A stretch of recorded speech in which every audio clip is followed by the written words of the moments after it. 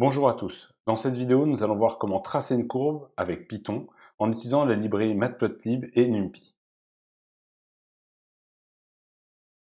Tout d'abord, nous allons charger les deux librairies qui nous intéressent. Donc on va faire un import NumPy as np et un import Matplotlib, matplotlib.pyplot as plt. On va exécuter pour vérifier que tout fonctionne bien.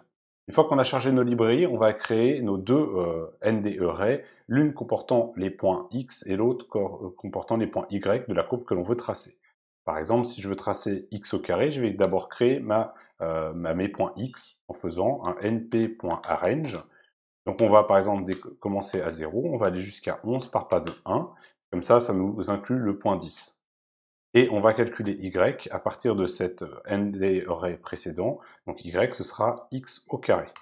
Une fois que j'ai ça, normalement tout fonctionne bien, je vais pouvoir utiliser la librairie matplotlib, donc plot, point, pour faire un scatter, c'est-à-dire un nuage de points, en lui indiquant la coordonnée x et la coordonnée y, et je vais lui demander d'afficher le résultat avec la commande plotShow.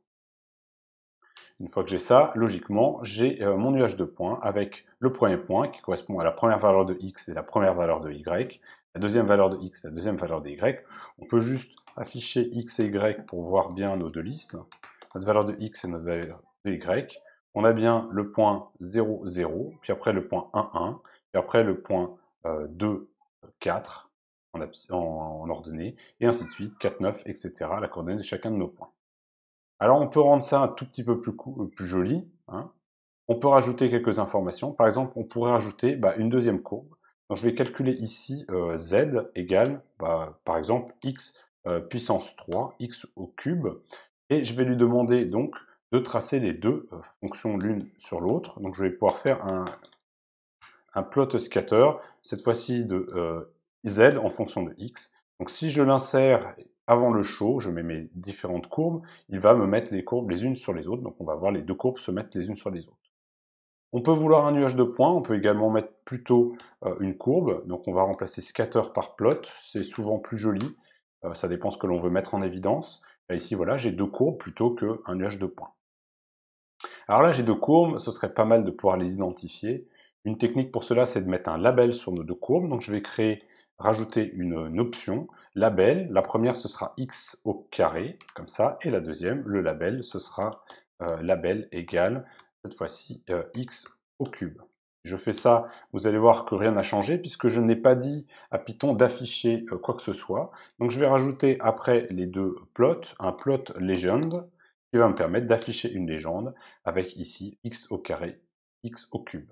On voit que la orange c'est x au cube et que la bleue c'est x au carré.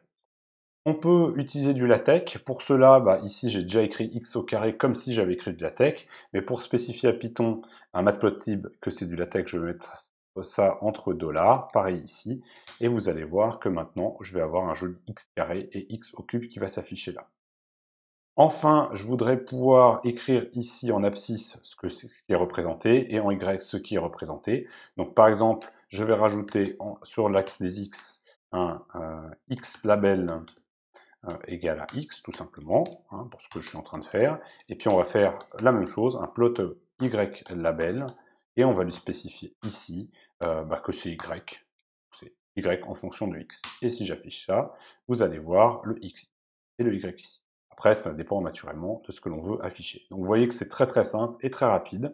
Je récapitule, j'ai chargé mes deux librairies. Ici, j'ai généré la liste des points que je veux afficher, sachant que je dois séparer la liste des X et la liste des Y, le Z étant une deuxième en fait liste Y. Et ici, je peux tracer tout ce que je veux, en spécifiant les coordonnées d'abscisse et les coordonnées Y de chacun de mes points, en rajoutant un label pour pouvoir mettre une légende, pour pouvoir séparer plusieurs courbes sur un même plot. Voilà.